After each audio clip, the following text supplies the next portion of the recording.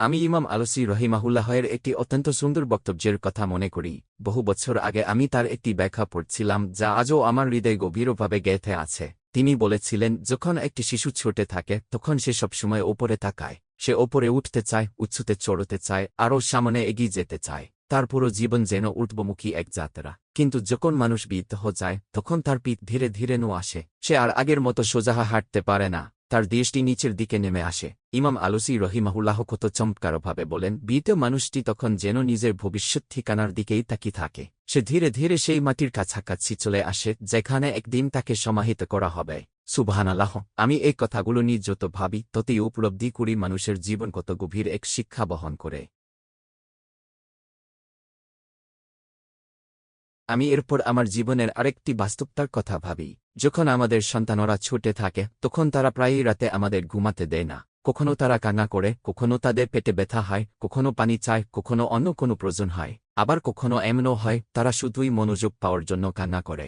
আমি হাসি মুখে ভাবি, অনেক সময় তো বোঝাই যায় যে কান্নাটা পুরোপুরি সত্যি নয়। ছোট বাচ্চারা মাঝে মাঝে অভিনয় করেও কাঁদে, তবুও বাবা মা হিসেবে আমরা তাদের কাছে ছুটে যাই, কারণ তাদের প্রতি আমাদের ভালোবাসা আমাদের থামতে দেয় না। আমি আরও লক্ষ্য করি, জীবনের শেষ বয়সে এসে দৃশ্যটা যেন আবার বদলে যায়। যখন আর সন্তানদের জন্য রাতও জাগতে হয় না, বরং নিজের শরীরেই মানুষকে ঘুমাতে দেয় না। বয়স বাড়ার সঙ্গে সঙ্গে অনেকের ঘুম কমে যায়, রাতের পর রাতও তারা জেগে থাকে। আমি তখন ভাবি, হয়তো এই মধ্যেও আল্লাহর এক অসাধারণ হিকমাহ রয়েছে। হয়তো আল্লাহ তার বান্দাকে ধীরে ধীরে তার সাক্ষাতের জন্য প্রস্তুত করেন। হয়তো তিনি রাতের এই জেগে থাকার সময়টুকুকে কিমুল লাইল বা তাহাজুদের সুযোগে পরিণত করতে চান। আমি অনুভব করি আল্লাহ যেন আমাকে বলছেন, তুমি তো খুব শিগগিরই আমার সঙ্গে সাক্ষাৎ করবে, তাই এই নিরূপ রাতগুলোকে আমার ইবাদতে ব্যয় করো। তখন আমার আর কোনো ওষুধের প্রয়োজন নেই, বরং আমার উচিত সেই সময়কে আল্লাহর ইবাদতে কাজে লাগানো। আমি আবার এটাও উপলব্ধি করি, যদি আমি সত্যিই রাতের ইবাদত শুরু করি তাহলে শয়তান অবশ্যই আমাকে ঘুম পাড়া রাখতে চাইবে। তাই আমি বুঝতে পারি, সুযোগ যতদিন আছে ততদিন সেই সুযোগের সর্বোত্তম ব্যবহার করাই আমার কর্তব্য। আমি এরপর কুরআনের ক্ষতি বা খুশর সম্পর্কে সামগ্রিকভাবে চিন্তা করতে শুরু করি। আমি উপলব্ধি করি, কুরআনের দৃষ্টিতে প্রকৃত ক্ষতি অর্থসম্পদ হারানো নয়, প্রকৃত ক্ষতি কোনো বস্তুগত সম্পদ হারানোও নয়, এমনকি প্রিয় মানুষকে হারানোও কুরআনের ভাষায় সর্বোচ্চ ক্ষতি নয়। বরং আমি বুঝতে পারি, কুরআনের দৃষ্টিতে সবচেয়ে বড় ক্ষতি হল এমন একটি সুযোগ হারিয়ে ফেলা যা আমি চাইলে কাজে লাগাতে পারতাম। আল্লাহ আমাকে অসংখ্য সুযোগ দিয়েছেন, ঈমান আনার সুযোগ, নেক আমল করার সুযোগ, তাওবা করার সুযোগ, সত্যকে গ্রহণ করার সুযোগ। কিন্তু যদি আমি সেই সুযোগগুলোকে অবহেলা করি তাহলে সেটাই প্রকৃত খুশর বা ক্ষতি। আমি অনুভব করি আল্লাহ যেন আমাকে বলছেন, যদি তুমি সত্যিকার অর্থে ঈমান আনতে, যদি তুমি আমার নির্দেশনা অনুসরণ করতে, তাহলে তোমার সামনে থাকা প্রতিটি সুযোগ তোমাকে কল্যাণের দিকে নিয়ে যেত। তখন আমি উপলব্ধি করি আমার জীবনের প্রতিটি দিন, প্রতিটি মুহূর্ত আসলে একটি সুযোগ, আর সেই সুযোগ নষ্ট করাই প্রকৃত ক্ষতি। আমি এর উপর ইমাম হামিদুদ্দিন ফারাহির রহিমাহুল্লাহ একটি অসাধারণ ব্যাখ্যার কথা মনে করি। তিনি বলেন, যেন আল্লাহ পুরো মানব ইতিহাসের ট্র্যাজেডি সম্পর্কে মন্তব্য করেছেন। আমি ভাবি, মানুষ এমন সব বিষয় নিয়ে প্রতিযোগিতা করছে যেগুলোর কোনো মূল্য নেই। কেউ সৌন্দর্য নিয়ে প্রতিযোগিতা করছে, কেউ অর্থ নিয়ে, কেউ খ্যাতি নিয়ে, কেউ বিলাসিতা নিয়ে, কেউ অনেকে ছাড়ে যাওয়ার অহংকারে ব্যস্ত। আমি নিজেকে প্রশ্ন করি, এসবের প্রকৃত মূল্য কতটুকু? এগুলো কি সত্যিই সেই বিষয় যার জন্য আমার জীবন ব্যয় করা উচিত?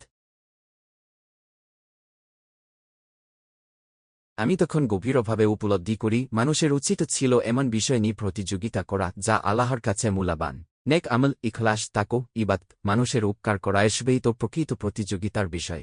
অথচ আমি দেখি অধিকাংশ মানুষ সারাক্ষণ দুনিয়ার চাকচিকে বিভোর। তারা যেন এক গভীর ঘুমের মধ্যে রয়েছে। বিনোদন, ব্যস্ততা এবং দুনিয়ার আকর্ষণ তাদের বাস্তবতা থেকে দূরে সরিয়ে রেখেছে। তারা বুঝতেই পারছে না সময় দ্রুত শেষ হয়ে যাচ্ছে। আমি অনুভব করি, একসময় এমন একটি মুহূর্ত আসবে যখন আর কোনো সুযোগ অবশিষ্ট থাকবে না, তখন কেবল আফসোসই বেঁচে থাকবে। কুরআনে আল্লাহ সেই দৃশ্য অত্যন্ত হৃদয়স্পর্শীভাবে তুলে ধরেছেন। যখন মৃত্যুর সময় উপস্থিত হবে তখন মানুষ আকুল হয়ে বলবে, হে আমার রব, আমাকে আরেকবার পৃথিবীতে ফিরিয়ে দিন। এবার আমি বদলে যাব, এবার আমি সুখীভাবে জীবন কাটাব, এবার আমি আপনার আনুগত্য করব। আমি উপলব্ধি করি তখন আর কোনো অতিরিক্ত সময় দেওয়া হবে না, তখন কেবল অনুশোচনা থাকবে।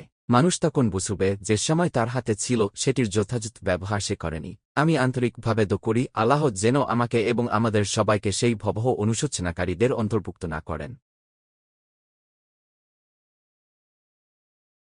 আমি এরপর আরেকটি গভীর বিষয় নিয়ে ভাবি। সমরসপ্ত করে আল্লাহ শুধু ব্যক্তিগত জীবনের কথা বলেননি, বরং অতীতের শক্তিশালী জাতিগুলোর কথাও আমাদের স্মরণ করিয়ে দিয়েছেন। আমি কুরআনের সেই আয়াতগুলোর কথা মনে করি যেখানে আল্লাহ বলেন, একসময় এমন জাতীয় ছিল যারা দৃঢ়ভাবে বিশ্বাস করত যে তাদের সভ্যতার কখনো পতন হবে না। তারা ভাবত তারা চিরকাল শক্তিশালী থাকবে। আমি আজ যখন রোমান সাম্রাজ্যের বংশবিশেষ দেখি, কিংবা মিশরের পিরামিড, প্রাচীন প্রাসাদ কিংবা বিশাল স্মৃতিস্তম্ভ দেখি, তখন আমার মনে হয় এগুলো শুধু পুরনো স্থাপনা নয়, এগুলো আসলে মৃত সভ্যতার কবরস্থান। আমি উপলব্ধি করি যেসব জাতি একসময় নিজেদের অপরাজয় মনে করত, আজ তারা ইতিহাসের একটি অধ্যায় মাত্র। মানুষ সেখানে বেড়াতে যায়, ছবি তোলে, স্মৃতি হিসেবে রেখে দেয়। অথচ একসময় সেই জাতিগুলো নিজেদের পৃথিবীর সবচেয়ে শক্তিশালী জাতি বলে মনে করত। তারা হয়তো মনে করত আমাদের পতন কখনো হবে না। কিন্তু আমি দেখি সময় তাদের সমস্ত অহংকারকে ছিন্ন ভিন্ন করে দিয়েছে। আজ তারা আর ক্ষমতার প্রতীক নয়, বরং ইতিহাসের একটি শিক্ষা। আজ তারা মানুষের একটি ছবি পটভূমি মাত্র। আমি তখন গভীরভাবে উপলব্ধি করি আল্লাহ যেন আমাকে বলছেন, তুমি এখনও জীবিত আছো, তুমি এখনও সুযোগের মধ্যে আছো। তাই তাদের মতো হো না, ইতিহাস থেকে শিক্ষা গ্রহণ করো, নিজের জীবনকে সংশোধন করো। সময় শেষ হয়ে যাওয়ার আগেই তোমার আমূল ঠিক করে নাও। আমি তখন নিজে লিদে এই কথাগুলো স্থির করি, এই দুনিয়ার শক্তি, সম্পদ, খ্যাতি কিংবা সভ্যতা কোনোটি চিরস্থায়ী নয়। সময় একদিন সবকিছুকে পরিবর্তন করে দেয়। তাই আমি যদি সত্যিকার সফল হতে চাই, তাহলে আমাকে এমন কিছুর জন্য পরিশ্রম করতে হবে যা সময় কখনো কেড়ে নিতে পারবে না। সেটিই হল আল্লাহর সন্তুষ্টি, নেক আমল এবং আখিরাতের স্থার সফলতা। আমি আল্লাহর কাছে দোয়া করি তিনি যেন আমাকে সমর মূল্য বোঝার তৌফিক দান করেন, অতীতের জাতিগুলোর পরিণতি থেকে শিক্ষা নেওয়ার সামর্থ্য দান করেন এবং এমন জীবন দান করেন যা ক্ষতির নয়, বরং চিরস্থায়ী সফলতার দিকে নিয়ে যায়। আমিন।